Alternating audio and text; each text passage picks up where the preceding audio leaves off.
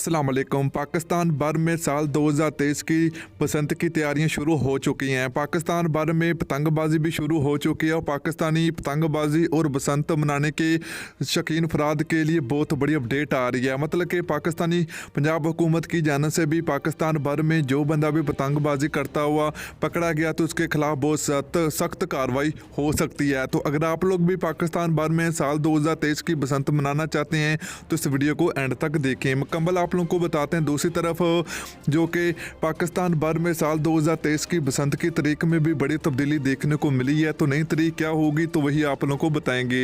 तो वीडियो को लाइक करें, चैनल को सब्सक्राइब करें। तो चलिए फिर आप लोगों को बताते चलें कि पाकिस्तान भर में साल 2023 की बसंत की तैयारियां जो कि पाकिस्तानियों ने शुरू कर दी हैं। जो भी बंदा पतंगबाजी का शौकीन है उन लोगों ने तैयारियां शुरू कर दी। तो अगर आप लोग भी पाकिस्तान भर में पतंगबाजी करना चाहते हैं, बसंत मनाना चाहते हैं तो आप लोगों को जो कि काफ़ी ज़्यादा मुश्किलात का सामना भी करना पड़ सकता है, क्योंकि पंजाब हुकूमत की जानब से पतंगबाजों के खिलाफ काफ़ी ज़्यादा सख्त कार्रवाई शुरू कर दी है।